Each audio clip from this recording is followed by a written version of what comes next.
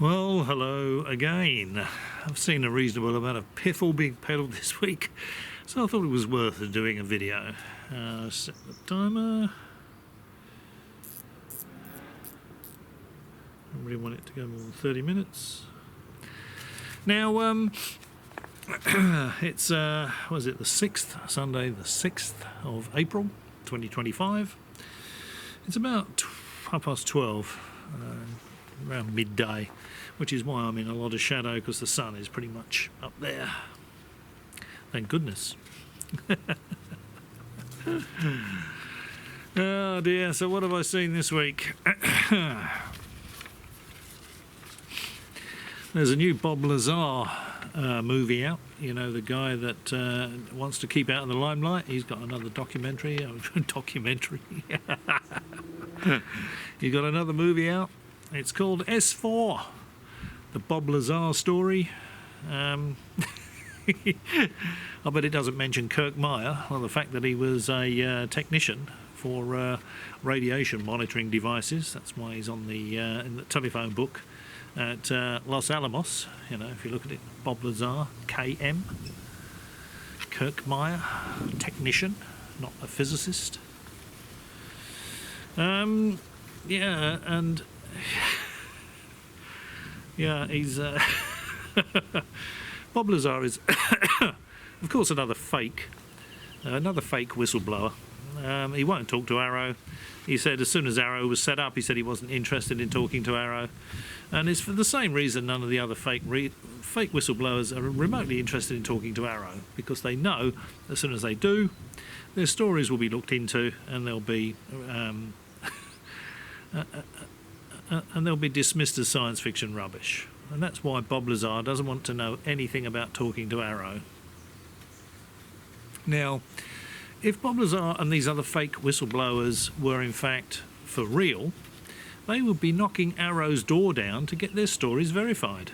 You know, Bob Lazar, if I was Bob Lazar, I'd be saying, look, everybody's saying, you know, they're discrediting my educational background with good reason. They're all saying it's all bullshit, I made it all up.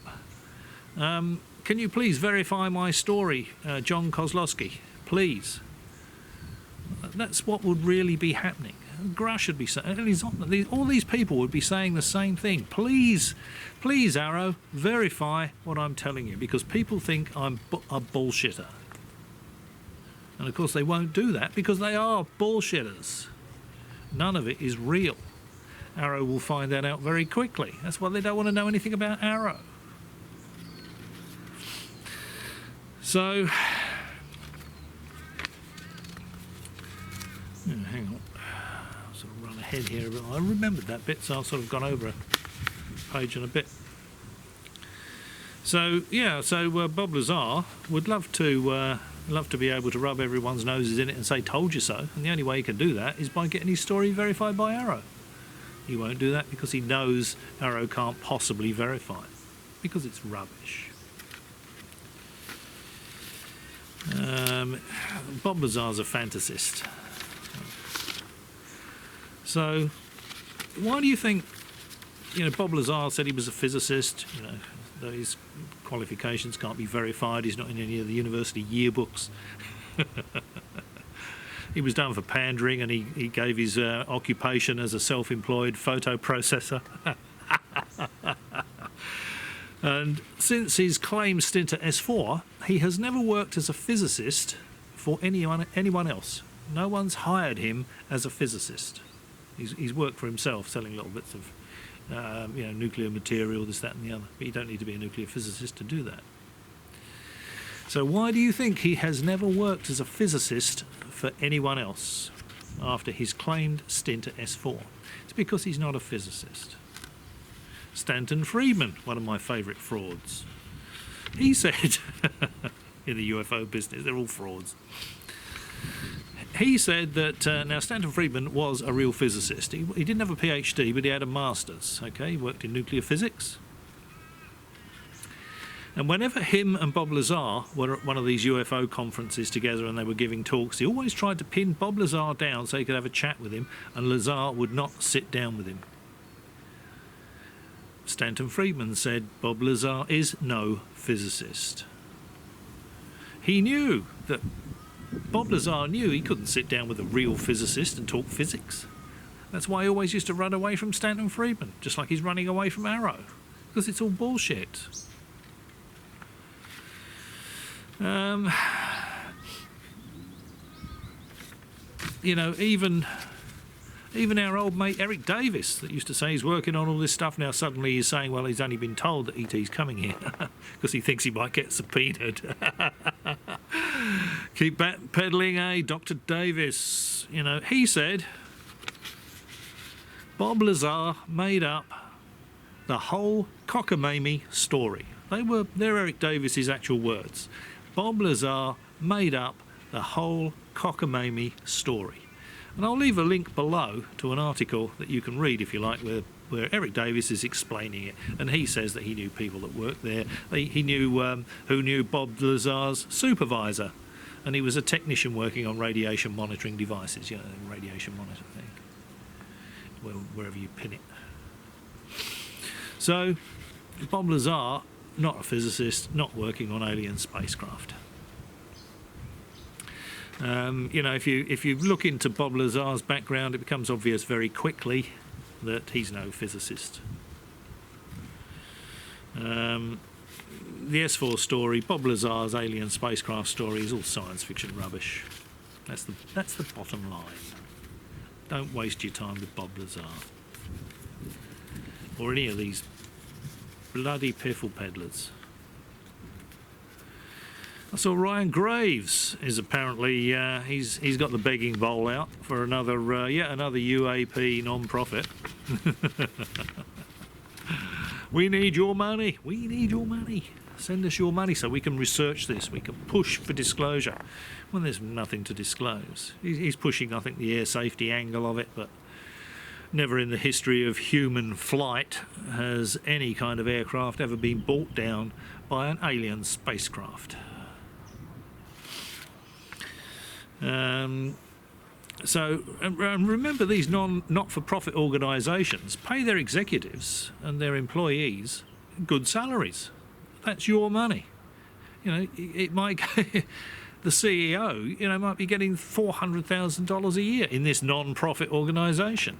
That's your money. He's sitting there with a big fat cigar laughing at you. Don't put money into these not-for-profits looking for disclosure and ETs, because there is nothing there. There's nothing to disclose. You're wasting your money. You might as well pile it up in the garden and torch it. You're going to get nothing for it. So, you know, it's just like the free energy scams. You know, they'll... Hang on. Yeah, they'll produce a theatrical prop, you know, like a little box that you can't examine, of course. Be a string of light bulbs on it, and they'll tell you it's free energy. You know, so it's somehow harnessing the energy that's all around us to light up these light bulbs. And they either need more of your money so they can scale it up for a commercial application, or they're right on the cusp of a significant breakthrough that's going to bring free energy to the world. They just need another $1 million, you know, just need more money. And that's all it is. It's a way of getting money, and they'll just make a theatrical prop so they can film it and put it on YouTube or wherever. So this is the research we're doing. We're actually spending money on research, and of course it's nonsense. You know, it's just like that ridiculous anti-gravity thing that UFO Joe demonstrated to Brendan Fugel and that little crowd of people there. You know, that whirring thing that looked like he got it straight from the set of the engine room of the movie Event Horizon. Pathetic.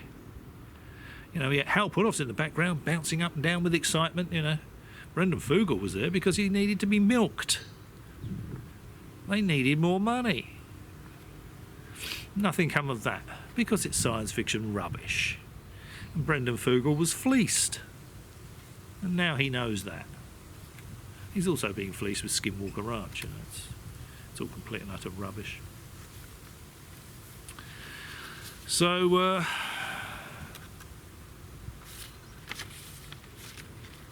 you know, just don't put money into these not-for-profits that are anything to do with free energy or ET disclosure. You know, because none of it is real.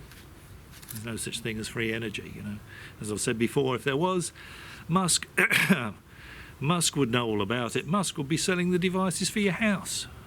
You know, it wouldn't be free to you, of course. You'd have to buy the device that will convert this free energy that's all around us into power we can actually use. You know, in Australia, 240 volt mains, 50 cycle mains, and that would have, you know, Tesla free energy device on it or something like that. You know, and you would have to buy that or rent it. It wouldn't be free for you. No such thing as free energy. Musk would be right on that bandwagon. So, beware of these props that these people come up with, these theatrical props designed entirely to get your money. Jake Barber apparently has dropped the psionics name for what his gay left-handed telepaths do. Ross Coulthard is not surprised that he's dropped the name psionics. Doesn't matter what you call it, does it? It's rubbish, you know. It's complete and utter nonsense. He's now trying to distance himself. Oh no, he's not actually. No, he's not trying to distance himself from this summoning ET twaddle. They just call it something else. No, it's now he's using an electromechanical dog whistle to summon these alien craft, and he's not using psionics anymore. He calls it something else. He's trying to distance himself from the term psionics, and he's calling it something else, but it's still summoning alien spacecraft. Now, the psionic part is now called meditative interaction. Neuro-meditative interaction. They're not psionics anymore. I reckon it's the same thing. It would have been easier just to keep calling it psionics, really, wouldn't it? It's a lot easier to say. It's a lot easier to say this psionic stuff is a lot of rubbish than this neuro-meditative interaction is a load of rubbish. Either way, it's a load of rubbish. No one is summoning alien spacecraft. Telepathically summoning alien spacecraft. The arrogance of that, you know. They're going to fly around the galaxy, and not only when they come and look at Earth are they right above where you happen to be sitting in your lawn chair out in the desert, but they're just waiting there for you to summon them.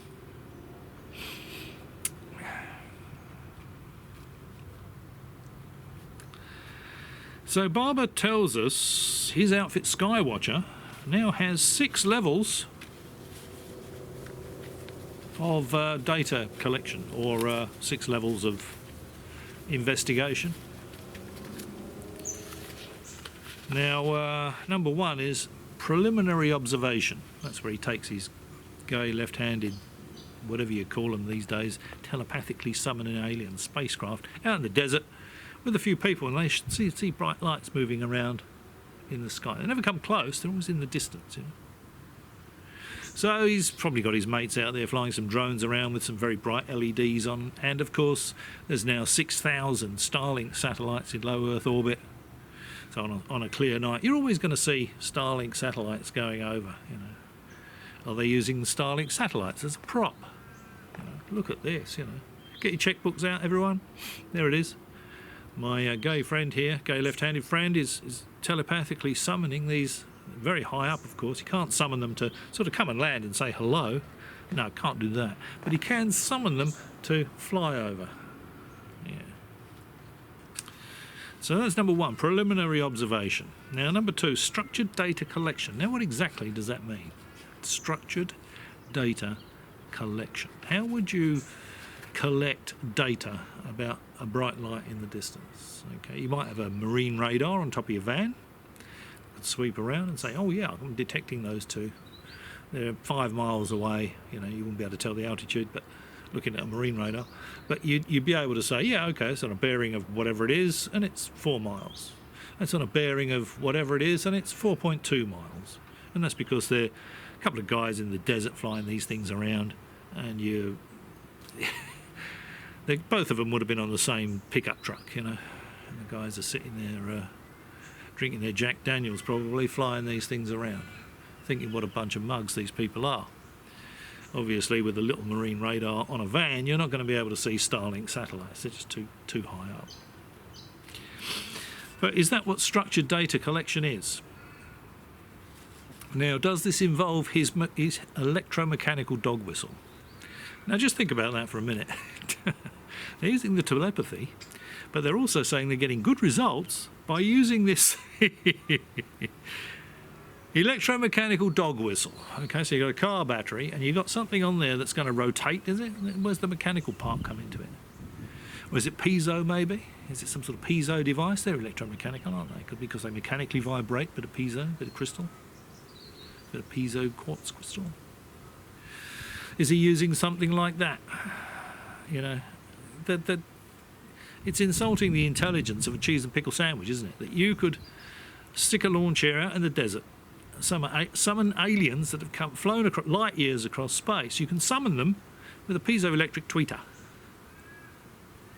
you know, or with a telepathic message. It would insult the intelligence of a cheese and pickle sandwich, wouldn't it? And Ross Coulthard seems to lap this stuff up. Is that the structured data collection? Number 3 is analysis and hypothesis testing. Now, how exactly can you do that? How can you test the analysis for a start? I mean, if you're just looking at dots, bright dots flying around in the sky, it could be anything, couldn't it? It could be drones, it could be Starlink. In Barber's case, you can almost guarantee that's exactly what it's going to be. The hypothesis. What's your hypothesis? You know, well, you can hypothesize anything, can't you? You can say, well, I think they are ET craft. Now, how would you test that hypothesis? You know, you would need one to land, and you would need a sample of it, wouldn't you? You would need to get some peer-reviewed results from tangible evidence that you've got from one of these things. You can't just look at it and you can't test that kind of hypothesis, you know, because you're going to get all the fanboys will say, "Oh, they're flying some ET craft," you know. And everybody capable of critical thinking on the face of the Earth is going to say, well, they're drones or Starlink satellites. You know, that one over there is probably Venus.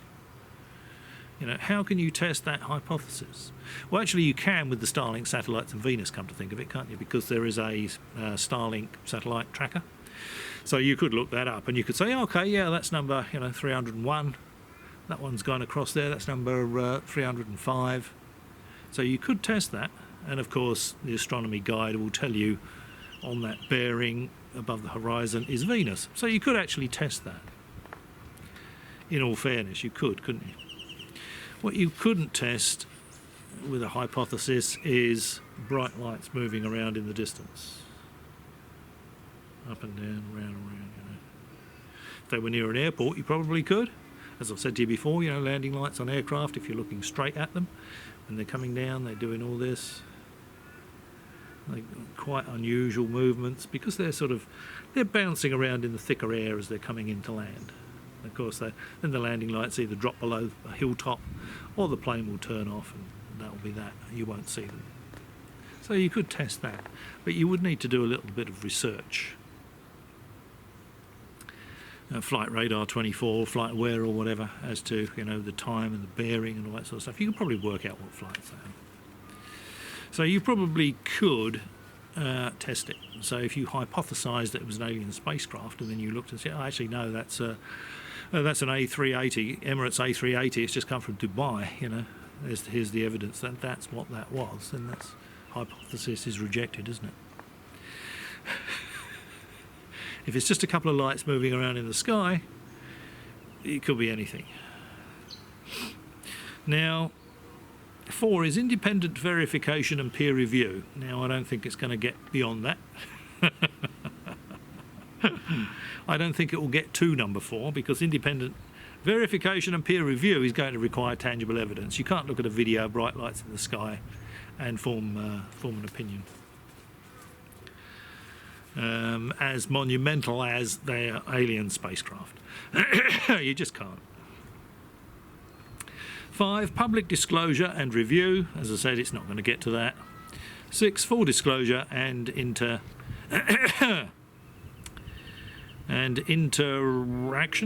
Yeah, okay. So you can forget 4, 5 and 6. 1, 2 and 3 they can play around with. They might be able to suck in lots of donation money, you know, it's not for profit. Although Barber and co are going to get good salaries out of it. He's even said that, you know, we can't ask people to do this for nothing. They need to be paid. We need money coming in. We need donations. We need investment. It's a not-for-profit. Just like the free energy scams, it's not going to go anywhere, you know. It'll burn up a lot of money. People will make a lot of money out of it. And they'll do a lot of stuff for... they'll produce a lot of theatre, you know, going out there, filming lights in the sky, you know. Oh, look at that directly above, you know, all this sort of stuff. But what you won't get is any evidence that it's extraterrestrials. They're not going to be able to get it to land close by. You're not going to get any tangible evidence. You're not going to get any samples. You're not going to get to meet an alien, you know. It's all science fiction rubbish. So they'll suck as much money as possible in, up to number 3 probably, and then it will just evaporate. Sorry, we tried. All your money's gone. There's no disclosure. We can't prove it's extraterrestrials. That's exactly where this Skywatcher outfit is going. Now, apparently Arrow will be looking at any evidence found by Skywatcher. That's a good thing, of course. I very much doubt it's going to take them very long to say, well, what's this? You know, there's not enough evidence here to be able to examine it. You know, lights in the sky is nothing. You know, unless they can take Arrow some tangible evidence, Arrow's going to say, we can't say this is ET. This is just lights in the sky. So it's just one of these. You see it time and time again, you know, with these free energy people. You know, we need your money. We're right on the cusp of something. With the ET people, it's the same thing. We're on the cusp of disclosure. You know, look at all the attention it's getting at the moment, which is why lots of people are jumping on the bandwagon. Which is why Bob Lazar is back.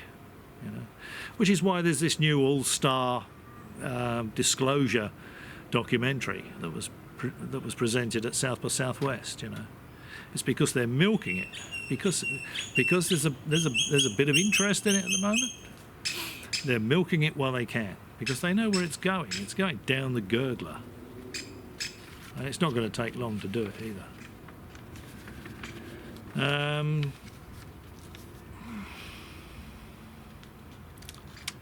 Yeah, I've done that one. So, Starlink satellites, I've done that bit. So next time you're out in the bush and it's pitch black out there and you're seeing all these little dots moving around, just remember there's 6,000 Starlink satellites up there, and they're in low Earth orbit as well. You know, they orbit inside the orbit of the space station, so they're pretty low orbiting satellites.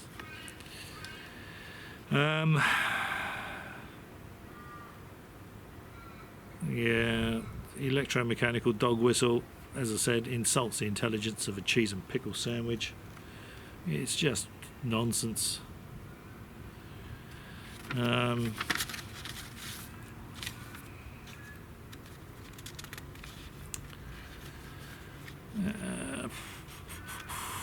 Yeah.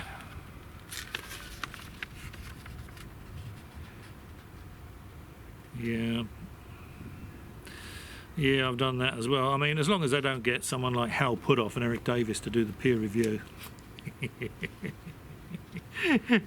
for Barber's data, that's the main thing. Get somebody credible to do it, you know. Get Arrow to do it. Not any of the fanboys. You don't want the fanboys. You don't want Elizondo and co reviewing this stuff, you know. Or Mellon. The worst possible thing you could do. Okay, so that's it really. So there's Graves begging for money, Barber begging for money, Lazar's got a new movie out, a new documentary. Anyone interviewing Bob Lazar, ask him why he never mentions Kirk Meyer.